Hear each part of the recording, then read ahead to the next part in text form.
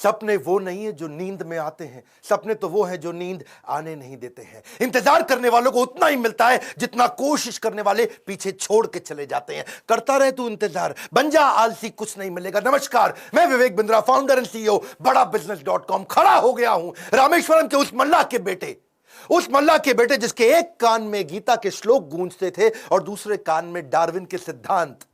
नाव पे तीर्थ यात्रियों को रामेश्वरम के मंदिर लेके जाया करते थे, और जब तीर्थयात्री रामेश्वरम मंदिर की परिक्रमा करते थे उतनी देर बैठ के ये फिजिक्स के सिद्धांत पढ़ा करते थे। बिखरी जुल्फों वाले सिर्फ मेरे या आपके नहीं बल्कि पूरे देश के चहेते डॉक्टर एपीजे अब्दुल कलाम की आज बात करेंगे। एपीजे, ए मतलब अबुल उनके परदादा, पी मतलब पाकिर उनके दादा, जे मतलब जैनुल अब्दीन उनके पिताजी, और अब्दुल कलाम वो उनका खुद का नाम। 11वें राष्ट्रपति, 2002 से 2007 जनवादी राष्ट्रपति, पीपल्स प्रेसिडेंट। एक बार की बात है, कॉन्फ्रेंस में एक अंग्रेज ने पूछा कि अब्दुल कलाम कौन है, एक वाक्य में बताइए। तो वहां बैठे एक बच्चे ने जवाब दिया, he is simple Indian who is inexplicable, यानी कि जिसको एक्सप्लेन ही नहीं कर सकते even with the best of the objectives. यानी कि एडजेक्टिव क्या होता है? वो जो नाउन को समझाता हो।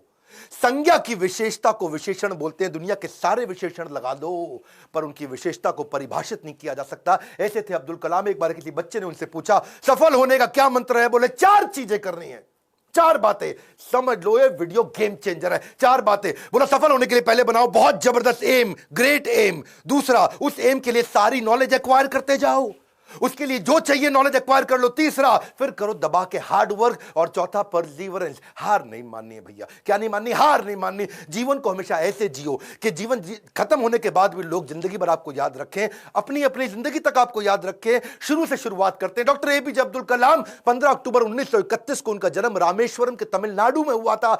कमजोर आर्थिक स्थिति के एक मुसलमान परिवार में उनका जन्म हुआ। पेशे से उनके पिता नाविक थे, और पिता क्योंकि ज्यादा पढ़े लिखे नहीं थे तो शुरू से उनको काफी तकलीफें आई। एक बार क्लास के अंदर उनका एक दोस्त हुआ करता था जो कि मुख्य पुरोहित को बेटा था, और मुख्य पुरोहित को बेटा जो रामदास शास्त्री अपने इसके साथ में पहली बेंच पे बैठे मास्टर जी नाराज हो गए। ए मुसलमान लड़का प्रमुख शास्त्री के बेटे के साथ पहली बेंच पे कैसे बैठा? उनको लगा कि थप्पड़ पीछे बैठा दिया, भाग पीछे जाकर के बैठ। अब्दुल कलाम चुपचाप जाके पीछे बैठ गए।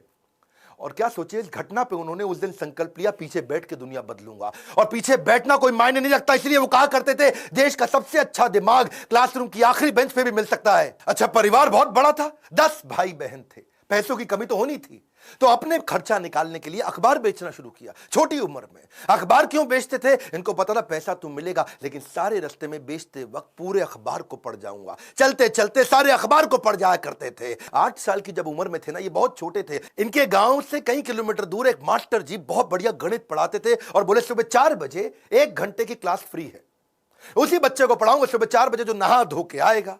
अब ये कई किलोमीटर दूर सुबह 3 बजे उठ के तैयार हो के नहा के ठंडे पानी से किसी भी मौसम में, सर्दी हो बारिश हो या तूफान हो, 4 बजे पहुंच जाया करते थे। कलाम जब रात को भी घर में पढ़ते थे तो उनके वहां पे लालटेन होती थी, केरोसिन ऑयल से जलने वाली। 7 से 9 केवल 2 घंटे का तेल था इनके पास में, वो केरोसिन ऑयल, मिट्टी का तेल। लेकिन पिताजी माताजी इनकी जब देखा पढ़ने में इंटरेस्ट है तो उन्होंने अपने लिए अंधेरा रखा और इसके लिए 11 बजे तक किया। मेहनत से कभी डरे नहीं, ईमानदारी से कभी हटे नहीं। छोटा लक्ष्य देखना पाप के समान है, इसलिए हमेशा महान लक्ष्य चुनना होगा। जब 5वीं क्लास में थे, उनके टीचर सुब्रमण्यम अय्यर, श्री शिवा सुब्रमण्यम अय्यर, जो बच्चों को सिखा रहे थे चिड़िया कैसे उड़ती है, उसकी डिटेल की डिटेल, चिड़िया कैसे उड़ती है, चिड़िया कैसे उड़ती है, बच्चों को समझ ही ना आए तो ये उनको वहीं समुद्र के किनारे ले गए और वहां उड़ती हुई चिड़िया दिखाई। और वो लाइव एग्जाम्पल जब दिखाया चिड़िया उड़ती हुई, उसकी डिटेल की डिटेल पंखों की समझाई, तो उनके दिमाग में वहीं से इनका प्रोफेशन शेप हो गया। उनका घर समुद्र के करीब था और इच्छाएं आकाश से आगे थी, वहीं से एरोनॉटिक्स इनको समझ में आया। हाई स्कूल इन्होंने रामनाथपुरम के एक श्वार्ट हायर सेकेंडरी स्कूल में किया। और एक दिन एक बार अपने स्कूल में किसी गलत क्लास में पहुंच गए, और गलत क्लास में जब अंदर घुसे तो टीचर ने इनको चपत लगाई, जब तक तुम्हें यही नहीं समझ में आ रहा कि तुम्हारी क्लास कौन सी है, मैथमेटिक्स की क्लास में तुम गलत क्लास में पहुंच गए तो तुम क्या पढ़ोगे और क्या आगे बढ़ोगे। और वहीं इन्होंने इतनी पढ़ाई करी मैथमेटिक्स में कि 100 में 100 नंबर ले आए। टीचर भी हैरान हो गया, अगर तुम सूर्य की तरह चमकना चाहते हो तो पहले सूर्य की तरह जलना होगा। बचपन से ही आसमान में उड़ने की इच्छा थी, इसीलिए इन्होंने मद्रास के हाईएस्ट कॉलेज, देश का सबसे अच्छा कॉलेज था MIT, Madras institute of technology, वहां एरोनॉटिकल इंजीनियरिंग में दाखिला लिया। बहन ने काफी पैसा अपना सोना गहना गिरवी रख करके इनको 1000 रुपए दिया। कॉलेज में अब एरोनॉटिक्स था तो विमान के डिजाइन बनाने थे, प्रोजेक्ट मिला, अब विमान के डिजाइन बनाने में लग गए और डिजाइन जो बनाया और टीचर को दिखाया, टीचर को पसंद नहीं आया और टीचर ने कहा अगर तुम एक अच्छा डिजाइन नहीं बना सके ना अब्दुल कलाम तो तुम्हारी स्कॉलरशिप छिन जाएगी, स्कॉलरशिप छिन जाएगी, स्कॉलरशिप छिन जाएगी। इनका दिमाग चकरा गया। टीचर की ये बात सुन के पांव के नीचे जमीन खिसक गई। 1000 रुपए बहन ने गिरवी रखे, मुझे गहने अपने दिए थे और इन्होंने टीचर से कहा मुझको 1 महीना दे दो, बहुत बढ़िया डिजाइन दूंगा। टीचर ने कहा कोई 1 महीना नहीं, 3 दिन मिलेंगे, 3 दिन। इनका दिमाग हिल गया। उस समय ये घबरा गए थे स्कॉलरशिप ना छिन जाए। उसके बाद तो उन्होंने 3 दिन ना खाया ना सोए, 3 दिन ना खाया ना सोए, 72 घंटे लगातार उस पर काम किया, जी जान लगा दिया। और जब प्रोफेसर ने देखा डिजाइन, प्रोफेसर भी हैरान हो गए, उनकी आंख में आंसू आ गए। बोला बहुत बढ़िया डिजाइन बनाया। नींद और निंदा पर जो विजय पा लेते हैं उनको आगे बढ़ने से कोई नहीं रोक सकता। जो नींद और निंदा पे विजय पा लेता है उनको आगे बढ़ने से कोई नहीं रोक सकता है। इसके बाद MIT की परीक्षा अच्छे नंबर से उन्होंने पास करी। अब पढ़ाई तो उनकी हो चुकी थी। अगली लर्निंग इनके जीवन से क्या है? फेलियर को हार्ट में और सक्सेस को हेड में घुसने नहीं देना चाहिए। दिल और दिमाग को कंट्रोल में रखो। अब इनके पास 2 इंटरव्यू की ऑप्शंस आई, एक मिनिस्ट्री ऑफ डिफेंस से और दूसरी एयरफोर्स से। इनको कहां जाना था आपको मालूम है? एयरफोर्स में। और जो डिफेंस का था वो दिल्ली में था और एयरफोर्स था देहरादून में। तो दिल्ली होते हुए देहरादून जा रहे थे और वापसी पे इनको दिल्ली आना था। अब जब ये देहरादून गए वहां पे 25 लोग एग्जाम देने आए वहां इंटरव्यू के लिए, जिनको वहां पे एयरफोर्स में सिलेक्ट होना था। अब 25 में से सीटें थी खाली 8 और इनकी रैंक क्या आई? 9वीं। फेल हो गए, वहां पे 1 नंबर से पीछे रह गए। 8 लोग सिलेक्ट हो गए, ये वहां रह गए। देहरादून से जब उतरते हैं सबसे पहले आता है ऋषिकेश। ये ऋषिकेश गए, वहां इनको मिले स्वामी शिवानंद।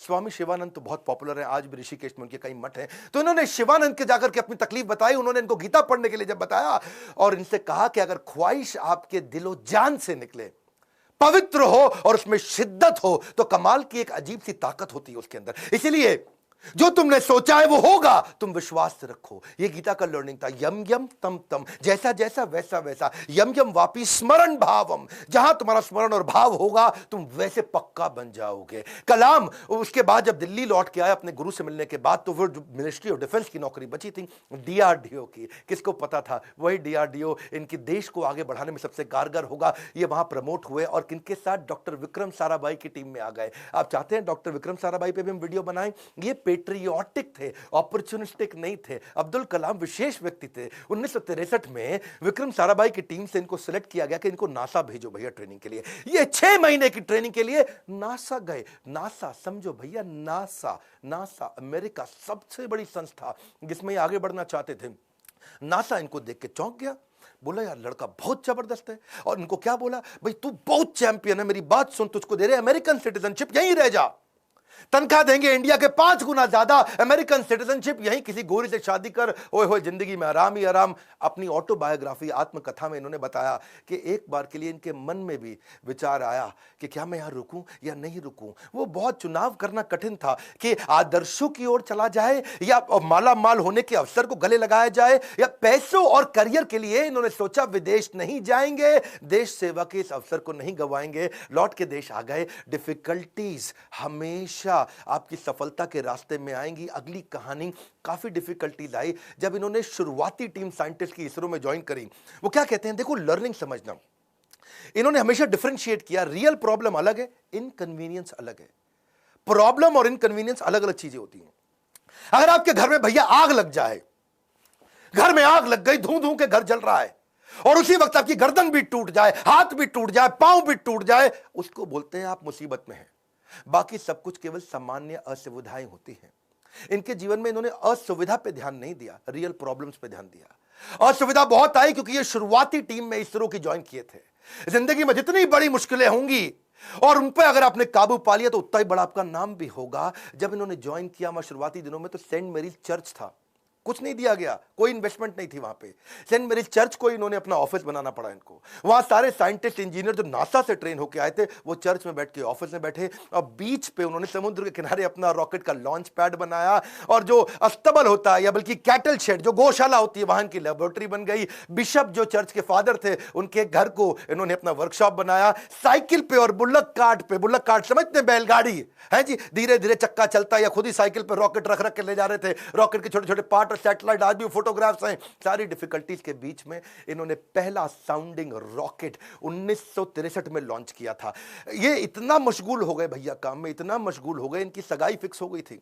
उस समय ये 32 साल की उम्र थी, इनकी सगाई फिक्स हो गई, ये काम में लगे रहे, भैया रॉकेट जाएगा, रॉकेट जाएगा, देश का पहला रॉकेट जाएगा। ये सगाई पे जाना भूल गए लोग बेचारे, वहां मंडप पे इंतजार करते रहे। मंडप तो नहीं, रिंग सेरेमनी थी, वहां इंतजार ही करते रह गए। अरे अब्दुल कलाम आएगा। अब्दुल कलाम रॉकेट बनाने में लगे थे देश के लिए। जीवन में कठिन दौर से गुजरते वक्त ये मत सोचिए कि ये जिंदगी में कठिनाइयां हमेशा रहेंगी। ये कठिनाइयां आई हैं और चली जाई हैं, चली जाएंगी। इन्होंने गीता हाथ में पकड़ ली थी, इनको इनके गुरु ने दिया था, और गीता में क्या बताया, आगाम पाइनो, कठिनाइयां आएंगी और चली जाएंगी। 1969 में इसरो के डायरेक्टर की जब इनको कमान दी गई तो उन्होंने सोचा कि क्यों नहीं SLV-3। SLV-3 क्या होता है? ये एक होता है सैटेलाइट लॉन्च व्हीकल, यानी कि कभी सैटेलाइट को भेजते हैं तो उसका एक लॉन्च व्हीकल चाहिए होता है। एक होती है गोली ठा और एक होती है गोली के लिए बंदूक जिससे गोली निकलती है, तो एक लॉन्च व्हीकल होता है जिससे सैटेलाइट को भेजते हैं और जो अपने ऑर्बिट में जाके सेट होता है। तो जब इनके पास पैसा नहीं था वहां पे, इन्होंने क्या कहा कि भैया SLV-3 के लिए काम करूंगा और PSLV के लिए काम करूंगा। SLV-3 में 1 रुपया लगेगा, PSLV में 1 रुपया लगेगा, तो दोनों मिला के 2 रुपया लग जाएगा। तो ऐसा करते दोनों को एक साथ करने का जुगाड़ करता हूं, 1 रुपये 20 पैसे में कर दूंगा, 80 पैसा बच जाएगा। तक थोड़े कम खर्चे के अंदर दोनों प्रोजेक्ट पूरे कर दिए। इसके लिए उन्होंने सरकार से फंड मांगा। इंदिरा गांधी ने बोला फंड नहीं है, पब्लिकली मना कर दिया, प्राइवेटली थोड़ा सा फंड इनको दिया, और थोड़ा सा फंड मिलने के बाद ये जी जान से अपने प्रोजेक्ट में लग गए। अब अब्दुल कलाम है भैया, 18 घंटे रोज काम करते थे, साल के 365 दिन, लीप ईयर में 366 दिन भी काम करते थे। 1969 से 1989 तक 10 साल इन्होंने अपना जी जान से मेहनत किया। केवल 2 बार छुट्टी ली, एक बार पिता के देहांत पे, एक बार माता के देहांत पे। बाकी दिन कोई सैटरडे संडे नहीं, 15 अगस्त 26 जनवरी नहीं। 10 साल के कठिन परिश्रम के बावजूद 1979 में इनका SLV-3 satellite launch vehicle fail हो गया। और जब फेल हुआ तो ये बहुत घबरा गए, क्योंकि उस समय ये इसके ऊपर पूरा देश देख रहा था इनको, पूरी दुनिया की मीडिया देख रही थी इनको, हताश हो चुके थे। और उस परिस्थिति में इनके जो प्रोफेसर सतीश धवन जो चेयरमैन थे उस समय, उन्होंने इनको बुलाया कि आओ अब्दुल कलाम, चलो मीडिया इंतजार कर रही है, वहां जाके बात करना होगा। कलाम घबराए हुए थे, अब सब कुछ मेरे ऊपर आ जाएगा, क्योंकि ये मिशन डायरेक्टर, प्रोजेक्ट डायरेक्टर थे। As a mission director, project director, इनके फेलियर पे पूरी दुनिया देख रही थी। और जब सतीश धवन ने इनको बुलाया तो ये और घबरा गए, अब मीडिया को क्या जवाब दूंगा। मीडिया ने कहा करोड़ों रुपया तुमने देश का लगा के बर्बाद कर दिया, तुम्हारे को क्या अधिकार था। और वहीं प्रोफेसर सतीश धवन ने माइक ले लिया और माइक लेकर के क्या बोला, ये टीम बहुत जबरदस्त है, पहली बार किया है, फेल हुए हैं, 1 साल के अंदर यही टीम दोबारा इसी SLV-3 को लॉन्च करेगी। और दुगनी ऊर्जा भर दी टीम के अंदर। सारे फेलियर को, अब्दुल कलाम के फेलियर को उन्होंने अपने ऊपर ले लिया। ये देख करके अब्दुल कलाम हैरान हो गए। 1 साल दोबारा जी जान से मेहनत करी, इंटेलिजेंस आ चुकी थी, और इस बार SLV-3 जब सफल हो गया तो उसके बाद फिर अब दोबारा प्रोफेसर धवन ने माइक इस दफा कलाम जी के हाथ में दे दिया। बोला अब तुम सफल हो गए हो, अब जवाब तुम दोगे। अब्दुल कलाम हैरान हो गए, बोले this is called leadership. How to handle success ये सबको आता है, हाउ टू हैंडल फेलियर ये प्रोफेसर धवन ने सिखाया कि जब मैं सफल होऊंगा तो टीम को क्रेडिट दे दूंगा, और जब विफल होऊंगा तो सारा का सारा फेलियर अपने ऊपर ले लूंगा। इस बात से प्रभावित आगे चल के इंदिरा गांधी भी हो गई, और देखा क्या उन्होंने कि ये दोनों ने बहुत जबरदस्त काम किया। उन्होंने प्रोफेसर धवन को बोला मैं अब्दुल कलाम से मिलना चाहती हूं, इन्होंने अब्दुल कलाम को बोला आ जाओ भैया, इंदिरा गांधी मिलना चाहती हैं। वो बोले भाई मेरे पास तो कपड़े नहीं, मैं चप्पल में फटी हुई घूम रहा हूं, मैं कैसे अब उनके आकर के मिलूंगा। तो उन्होंने कहा कि भाई कलाम तुम पहले से ही सफलता का सूट पहने हुए हो, कलाम तुमने पहले से ही सफलता का सूट पहना है, कपड़ों का सूट नहीं चाहिए। और उन्होंने जाकर के वहां जब इंदिरा गांधी से मिले, बड़ी प्रभावित थी। उन्होंने कहा कि अब तुम्हारे को डिफेंस में और काम करना पड़ेगा। इस समय चाइना भी, पाकिस्तानी भी, आजू बाजू सब लोग मिसाइल की तैयारियां कर रहे हैं, तुम मिसाइल बनाओ हमारे देश के लिए। और उसी समय अटल बिहारी वाजपेयी से भी उनकी पहली मुलाकात हुई। अटल से जब उन्होंने हाथ मिलाने के लिए आगे बढ़ा तो अटल इनसे हाथ नहीं मिलाए, अटल बिहारी जी इनको गले लगा लिए। इंदिरा गांधी मुस्कुराई, बोलिए ध्यान रखना अटल बिहारी जी ये मुसलमान है। अटल बिहारी बोले ये मुसलमान बाद में हैं, पहले हमारे देश के नागरिक हैं और हमारे देश के महान साइंटिस्ट हैं। अब्दुल कलाम उनको देख के बहुत मुस्कुराए।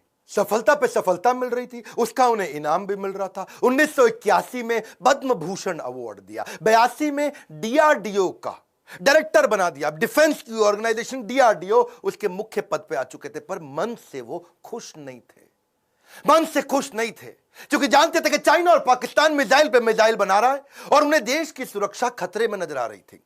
उस दौरान कमाल की बात देखो, अजीबो गरीब इमेजिनेटिव व्यक्ति थे अब्दुल कलाम जी। उन्होंने महाभारत को पढ़ना शुरू किया और महाभारत में बर्बरीक की कहानी सामने आई, उससे बड़े इंस्पायर्ड हुए। बर्बरीक की कहानी अलग सी थी। बर्बरीक कहते हैं कि उनके पास 3 तीर है और 3 तीर से वो क्या करेंगे, पहले तीर में सबको प्रोटेक्ट कर लेंगे, भाई किस किस को प्रोटेक्ट करना है, दूसरे में किस किस को अटैक करना है। मेरी बात समझना, पहले 2 तीर में क्या करेंगे, किसको अटैक करना है उन सबको डिसाइड कर लेंगे, उसके बाजू में किस किस को, सबको थोड़ी पूरा का पूरा शहर उड़ा दें। भाई जिसको प्रोटेक्ट करना है उसको सिलेक्ट कर लिया, जिसको अटैक करना है उसको सिलेक्ट कर दिया, तीसरे तीर में गेम ओवर, खत्म कर दिया। तो उनके पास 3 तीर थे। वहां सोचे यार ये तीर किसको प्रोटेक्ट, किसको अटैक, कैसे जाना है, किधर किधर जाना है, बड़ा गाइडेड तीर है। वहां से उन्होंने इंटीग्रेटेड गाइडेड मिसाइल प्रोग्राम तैयार किया कि क्यों नहीं कोई ऐसी मिसाइल बना दे कि आदमी लेफ्ट भागे तो मिसाइल लेफ्ट चली जाए, आदमी राइट भागे तो मिसाइल राइट चली जाए, और जिस टैंक को उड़ाना है वो टैंक आगे निकल गया तो मिसाइल आगे चली जाए। गाइडेड मिसाइल कैसे बनाए, बर्बरीक के उनको इस प्रसंग से इमेजिनेटिव थे। एक इंटरव्यू में बोले कि भगवान कृष्ण के सुदर्शन चक्र से सीखने को मिला। भाई भगवान कृष्ण का सुदर्शन चक्र बड़ा रिमोट कंट्रोल्ड होता है। भाई कृष्ण ने चक्कर छोड़ा और सामने वाले के पास जाके पहले चक्कर रोक दिया, जितनी देर पहले बातचीत करनी है बातचीत कर लिया, चक्कर घूमे जा रहा है, और जब बोलते खत्म करो अटैक करो तो चक्कर मारा उसको और वापस आ गया। तो बोले यार ये बड़ा सिस्टम है, बड़ी एडवांस टेक्नोलॉजी थी। तो वहां से उनको इंटीग्रेटेड गाइडेड मिसाइल ये मॉडल उन्होंने शुरू किया और उसके बाद उन्होंने एक के बाद एक मिसाइल की झड़ियां लगा दी। देखो, who dare to imagine the impossible are the ones who will break all human limitations. Imagination के बारे में वो हर कॉलेज में लेक्चर दिया करते थे। 1985 में उन्होंने त्रिशूल नाम की मिसाइल लॉन्च करी, फिर उन्होंने पृथ्वी लॉन्च करी 1988 में। 89 में अब अग्नि के पीछे लगे हुए थे। उन्होंने आकाश भी कर दिया, नाग भी कर दिया, अग्नि नहीं होती थी उनसे, अग्नि में बार बार फेल हो रहे थे। अग्नि मिसाइल ये बड़ी इंपॉर्टेंट प्रोजेक्ट था, लेकिन देश भर में अब लोगों ने क्वेश्चन करना शुरू कर दिया। लोग अपने अपने हिसाब से इसका अलग अलग मतलब निकाल रहे थे, भाई क्यों फेल हो रहे हैं। अमूल ने तो वहां पे एक एड लगा दी, और अमूल कहता है जी अग्नि मिसाइल के अंदर तुम्हारा पेट्रोल कम पड़ जाता तो अमूल का बटर डाल लो। लोगों ने मजाक बनाना शुरू कर दिया और बार बार लोगों के सवालों के कारण ये बहुत सीरियस थे, और उसी 89 के एंड आने से पहले पहले इन्होंने अग्नि को भी सफल बना दिया। बार बार असफल होने पर भी उत्साह न खोना ही सबसे बड़ी सफलता है। बाकी सारे शक्तिशाली देशों को वो देख रहे थे, वो मिसाइल लॉन्च कर रहे थे, दूसरे महाद्वीप पे कैसे अटैक कर सके, इंडिया से मिसाइल छोड़े यूरोप तक पहुंच सके, अमेरिका तक पहुंच सके, दूसरे महाद्वीप तक पहुंच सके। सब लोगों ने बड़ी तैयारी करी। इन्होंने 89 में अग्नि को जब लॉन्च किया तो रशिया, यूएस, चाइना, फ्रांस और यूके के बाद भारत छठा देश था जिसने इतने पावरफुल मिसाइल्स बनाए। मेरी बात समझिए, दुनिया भर के 250 देशों को पीछे करके अब्दुल कलाम थे जिन्होंने भारत को छठे रैंक पर लाके खड़ा किया।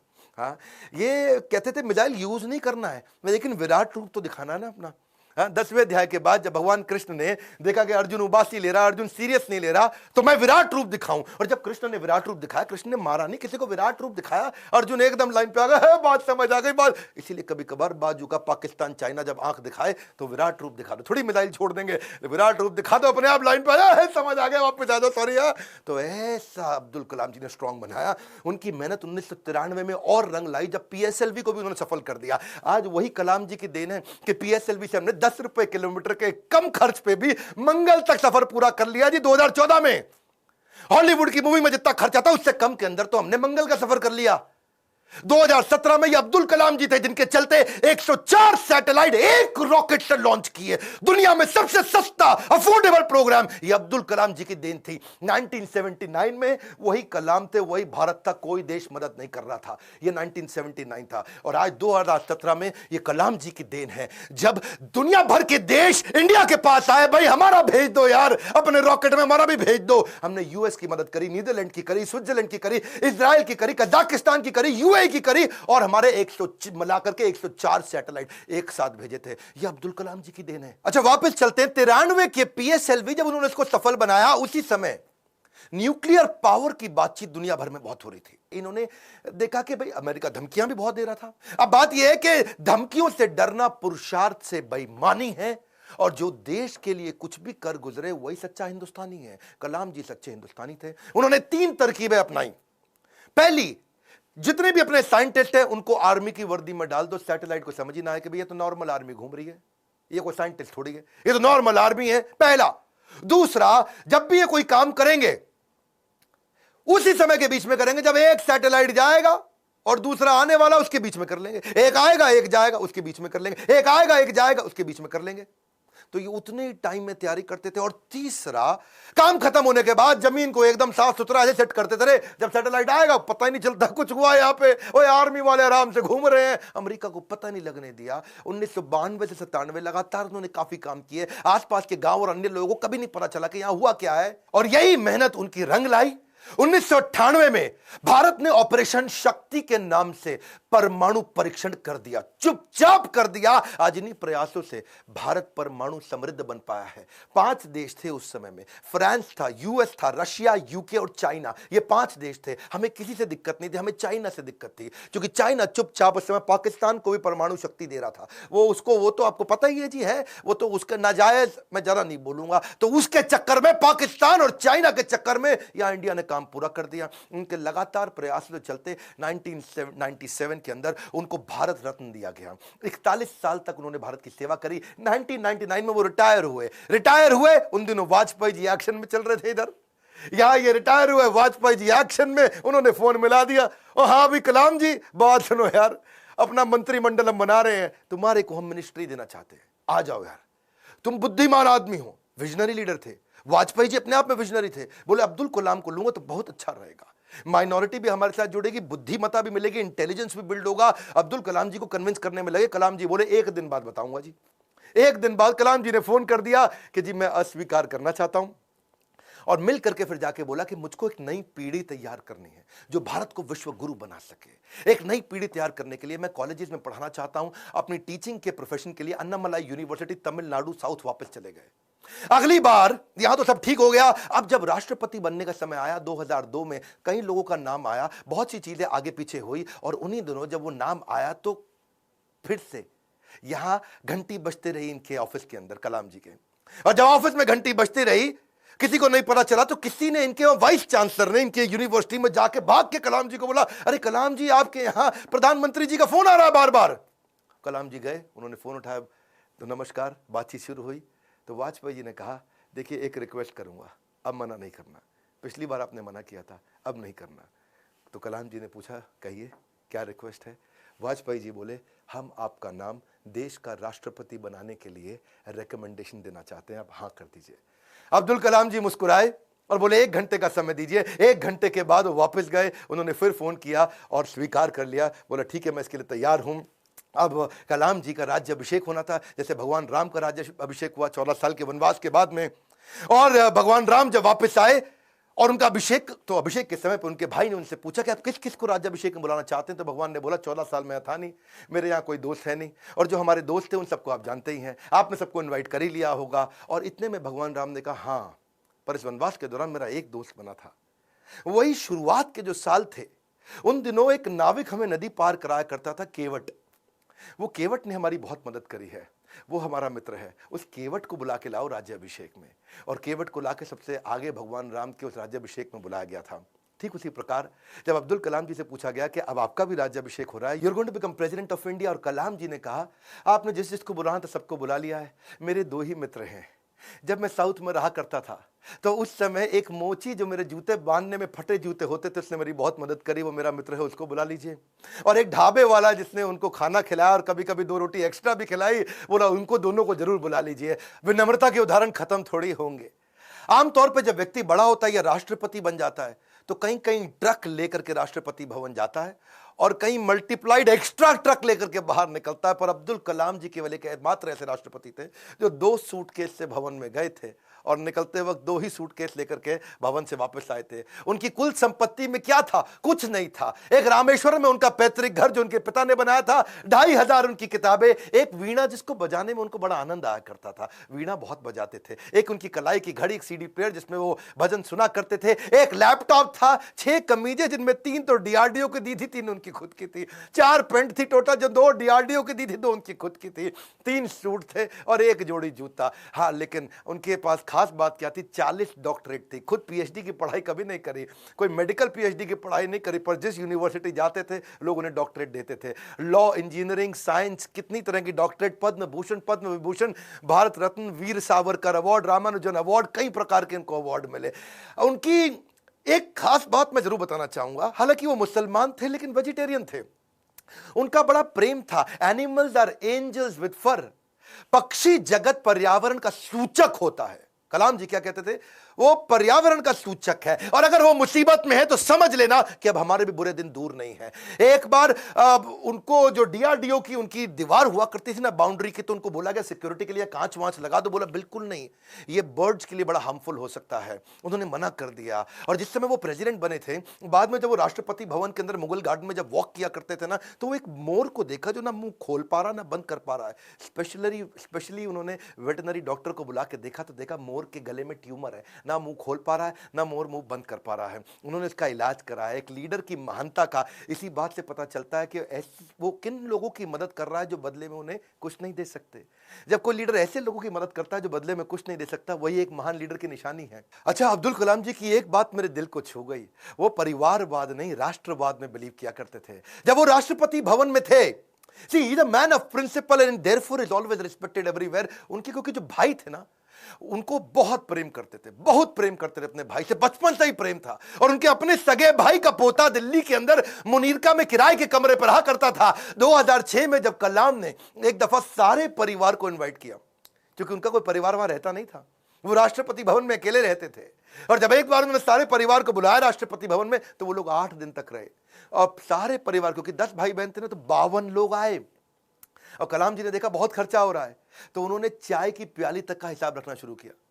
सब लोगों को उन्होंने अजमेर शरीफ प्राइवेट बस करके भेजा, उसका भी हिसाब रखना शुरू किया। उन्होंने अपने अकाउंटेंट से सारा हिसाब बनवाया और बोला कि ये कितना बना, तो देखा 3,52,000 रुपए का चेक उन्होंने अपनी तनख्वाह से काट के दिया। और क्या कहा कि राष्ट्रपति भवन की जिम्मेदारी केवल राष्ट्रपति की होती है, पूरे परिवार की नहीं होती है। अब्दुल कलाम जी इतने विनम्र व्यक्ति थे, विनम्रता ताज के बिना राजसी गौरव है। वो ऐसी चीज है, महान व्यक्ति की महानता ही उसकी नम्रता है। डॉक्टर कलाम को एक बार आईआईटी बीएचयू के अंदर चीफ गेस्ट के रूप में इनवाइट किया गया, और जब वहां पे आए तो वहां पे 7 कुर्सियां थी। बीच वाली कुर्सी थोड़ी ऊंची थी, और जब बीच वाली कुर्सी ऊंची, क्योंकि वो राष्ट्रपति थे, उनको बैठना था। उन्होंने बोला ना ना ना, कुर्सी हटाओ, बराबर की कुर्सी लगाओ। तो बोले नहीं सर, ये स्पेशल कुर्सी है हमारे चीफ गेस्ट के लिए। तो वो समझ गए कि चीफ गेस्ट कौन होते हैं भैया, जो एजुकेशन में महागुरु है वही है। तो उन्होंने वाइस चांसलर को बोला, आप आइए बैठिए। वाइस चांसलर घबरा गए, बोला राष्ट्रपति आप हैं, you are the first person of our country, आप बैठेंगे? बोला बिल्कुल नहीं। फिर उन्होंने अपनी कुर्सी हटवाई, बराबर की कुर्सी पे बैठे। कलाम जी ऐसे थे, ईमानदारी एक जादुई गुण है। यदि आपका हृदय ईमान से भरा है तो शत्रु का पूरा संसार आपके साथ खड़ा है। कहते हैं कि कोई भी पैतृक संपत्ति, माता पिता की दी हुई कोई भी पैतृक संपत्ति ईमानदारी के बराबर आपको अमीर नहीं बना सकती। सबसे ज्यादा अमीर व्यक्ति वही जो ईमानदार है, पूरा संसार आपके साथ खड़ा है। कलाम साहब तो एवर यूथफुल थे। 70 साल की उम्र में youth icon of the year का अवार्ड उनको मिला। हमेशा जीवन में भगवत गीता और कुरान दोनों साथ में रखते थे। 83 वर्ष की उम्र में उन्होंने रिटायर नहीं किया, रिट्राई किया। He was not tired, he was inspired, he was not tired up, he was fired up। आंखों में रोशनी तो उनकी कम हो रही थी, पर युवाओं के भविष्य को रोशन करने में लगे थे। उनके शरीर के पांव के कदमों की गति कम हो गई थी, पर देश की समृद्धि की गति को बढ़ाने में लगे हुए थे। एक असाधारण, एक अनोखा, अस्वाभाविक, अलौकिक व्यक्तित्व के 2015 में हमेशा के लिए हमको अलविदा करके चले गए। और कहां गए? उसी IIM शिलोंग के अंदर आखिरी लेक्चर देते वक्त जैसे क्षत्रिय अपने युद्ध के मैदान में लड़ाई करते हुए वीर गति को प्राप्त करता है, ऐसे ही IIM शिलोंग के अंदर लेक्चर देने के बाद तुरंत वहीं लेक्चर देते वक्त जो कल था वो आज नहीं है, जो आज है वो कल नहीं होगा, वैसे ही इस ब्रह्मांड में दूसरा कोई कलाम नहीं होगा। स्विट्जरलैंड जैसा देश जो साइंटिफिक रिसर्च के मामले में 8वें पायदान पे आता दुनिया में, और जब वो 26 मई कलाम स्वयं जब उनके देश गए थे, तो वही स्विट्जरलैंड उसको साइंस डे के रूप में मनाता है। यूएन उनके जन्मदिन को यूएनओ कहता है कि इसको हम वर्ल्ड स्टूडेंट डे के रूप में मनाते हैं। बन जाती है परिभाषा भारत के सम्मान की जब जब बात होती है श्री APJ अब्दुल कलाम की। अब्दुल कलाम जी रेस्ट इन पीस नहीं है, बट रेस्ट इन मी है। अब्दुल कलाम जी आप लौट गए, आप कैसे आएंगे? अगर आप नहीं आएंगे तो आपके शिक्षा के रूप में तो आप हमारे साथ हैं। आज बड़ा बिजनेस भी, इतने सारे बिलियनियर प्रोफेसर हैं, आप हमारे प्रोफेसर नहीं है, लेकिन आपकी शिक्षाओं को हमने प्रोफेसर बनाया है। आज बिलियनियर प्रोफेसर के साथ अफोर्डेबल तरीके से सबको सिखा रहे हैं। आज कलाम साहब भी अगर हमारे प्रोफेसर होते तो कितनी ताकत बढ़ जाती, पर उनकी लर्निंग को तो प्रोफेसर बना सकते हैं। एक ऐसा व्यक्ति जो मिट्टी के तेल में पढ़ करके जीवन बिताया, जिसने हाथ में फिजिक्स की किताब जिसने दिन रात पढ़ाई करी, अखबार बेचते बेचते पढ़ना सीखा। और हाँ, 23 जनवरी को सुभाष चंद्र बोस जी का जन्मदिन है। क्या आप उनके बारे में वीडियो देखना चाहते हैं? कमेंट बॉक्स में बताइए। सरदार पटेल के विषय में वीडियो देखना चाहते हैं? कमेंट बॉक्स में बताइए। शेयर करिएगा इस वीडियो को। वो क्या है, गाली देता है ना कि कोई मिनाटी खूब गाली देके मिलियन सब्सक्राइबर बनाता है, बच्चों को लगता है कूल है। देश का चरित्र बनाना है, गाली बोलना नहीं सिखाना है। इस वीडियो को शेयर करिए। अगर आप माँ बाप, अपने बच्चों को जरूर दिखाइए। हमारे को और अब्दुल कलाम बढ़ाने हमारे देश में, इस वीडियो को देश भर में, दुनिया भर में पहुंचाइए। हमारे साथ जुड़े रहने के लिए, नए हैं तो आके सब्सक्राइब करने के लिए आप सबका हृदय की गहराइयों से प्रेम पूर्वक बहुत बहुत धन्यवाद।